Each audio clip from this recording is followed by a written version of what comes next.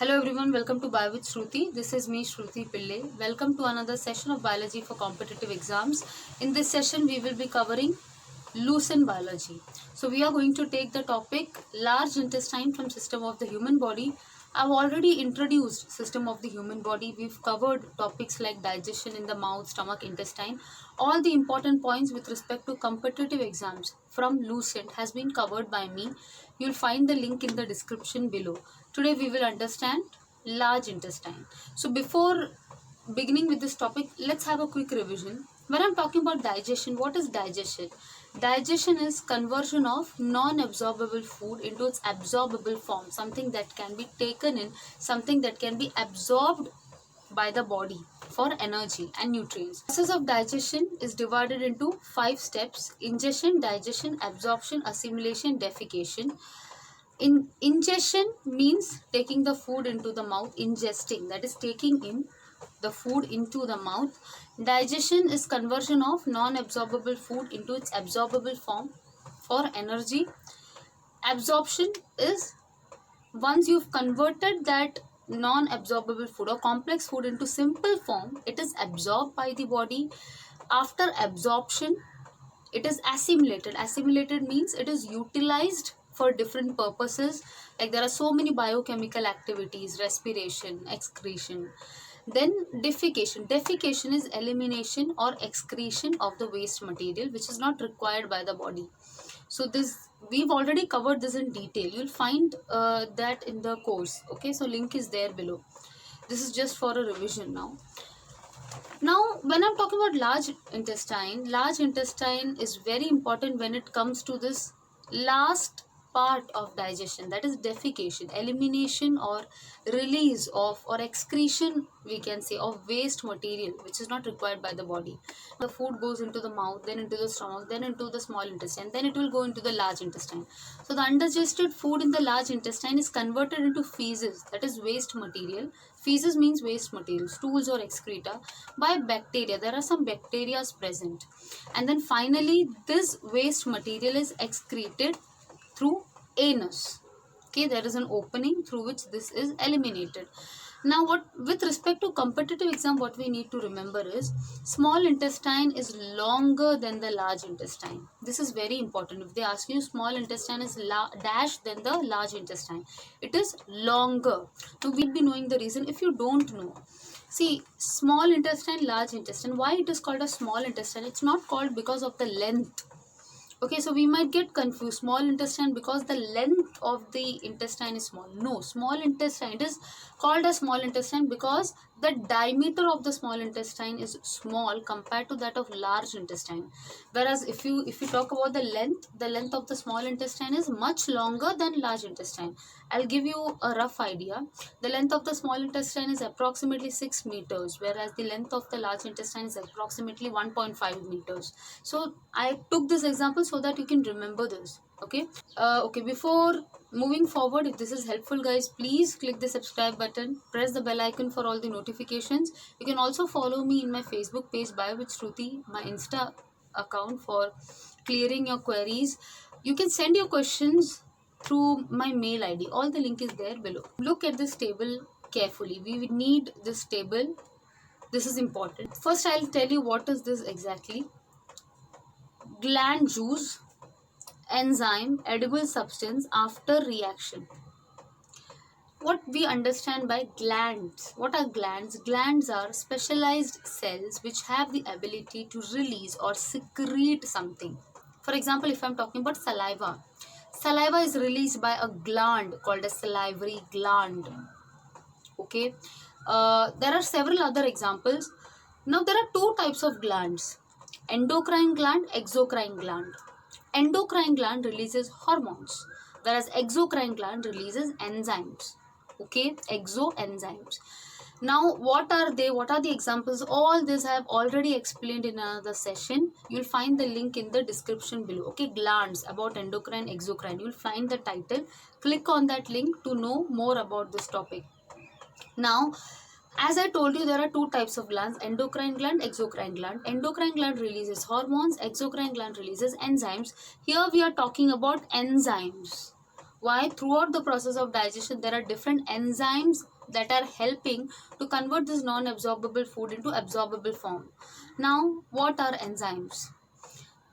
Have you heard this term called as catalyst in chemistry? Uh, you must have heard this. Okay, catalyst. What is the function of catalyst? It helps to speed up the process or speed up the chemical reaction. Similarly, enzymes are just like catalyst. How? In our body, there are different biochemical reactions taking place. When I'm saying that complex food is broken down into simple substance. For example, when I'm eating chapati, chapati has complex sugar, complex starch, or carbohydrate. This carbohydrate is broken down into simple sugar. So this is a chemical reaction that is taking place. This conversion is a chemical reaction. So in order to speeden up this chemical reaction, there are enzymes. So these are just like catalysts. In chemistry, we say catalyst. In biology, these are enzymes. Okay. So are we going to see here? We will be seeing throughout the process of digestion, which are the glands that releases different juices, or what type of juices are released by the body throughout the process in different parts, and which enzymes do they contain, so that this digestion can be much faster. And yes, and of course the reaction, so we will understand. So this topic I've already covered: digestion in mouth, stomach and intestine. So you will find the descriptive part of this topic in that session. This is a flowchart form, okay, for you to remember this. So you can note it down, you can make notes for this. Acha, before continuing, for all those who didn't watch my previous session, this is a quick revision for you all. Just look at this diagram carefully. The digestion begins in the mouth. In the mouth, we have saliva. Okay, saliva. Saliva has an enzyme called as salivary amylase. Which enzyme? Salivary amylase. Okay. Then from the mouth, it enters into the stomach. In the stomach, there are three things. One is hydrochloric acid. You can see in the diagram also. Wait, I'll show you. Hydrochloric acid. And there are two enzymes, pepsin and renin. Renin. It goes into the stomach. From the stomach, it goes into the small intestine. In the small intestine is divided into three parts: duodenum, jejunum, ileum. Duodenum, jejunum, ileum. Okay, so there are few enzymes in the duodenum, there are few enzymes in the jejunum, then it goes into the ileum, then finally it goes into the large intestine. That's how this entire process takes place. So we have already covered individual enzymes and their function till small intestine. Okay, now we will see them in a flowchart form. So I hope you got it, what the entire idea is. Okay.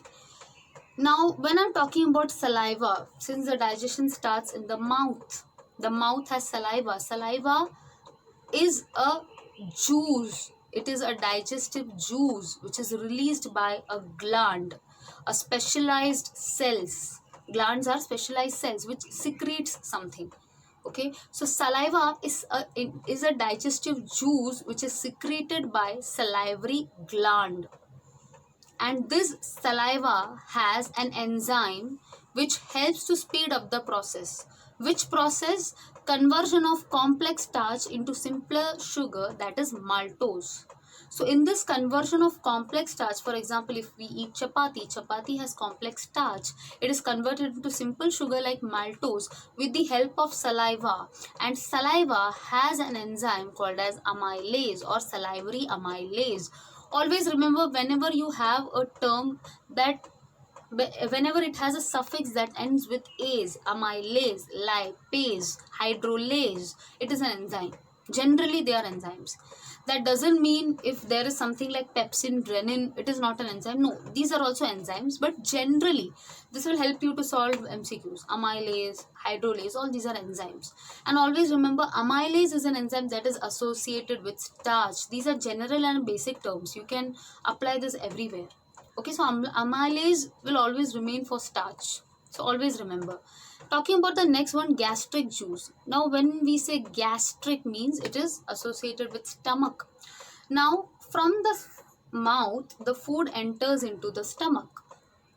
We just saw here, from the mouth, the food in the mouth there is saliva. In saliva there is salivary amylase that breaks starch into maltose, that is sugar. Then it goes into the stomach. Now again, stomach has gastric juices. Stomach has gastric glands, first of all, that secretes or releases gastric juice, which is a digestive juice. Now gastric juices, there are three main juices actually. There is hydrochloric acid, that is not mentioned here, HCl, hydrochloric acid, pepsin, renin. What is the function of hydrochloric acid? It makes the food acidic. The food from the mouth, when it enters into the stomach, it becomes acidic. Why? Acid helps in digestion. Whereas when it comes to pepsin and renin, always remember, pepsin, whenever you see pepsin, it is always associated with protein. Pepsin, peptone, peptide, these are general term. It is always associated with protein. Okay, so gastric juice has pepsin that helps to convert complex protein into simple peptones. There is another enzyme, that is renin. Renin helps in the conversion of complex casein into calcium para-casein, that is simpler form. Where is casein present? Another important point, casein is present in the milk. When we drink milk, milk has this complex protein casein. So that is digested, or that is converted into simple form, that is calcium para-casein by renin. Okay, guys, you have to mug up these points. There is no option. You have to remember this. And for more clarity, do watch that previous session. Do comment and let me know if you have any confusion regarding the topic or any query. I'll be happy to explain.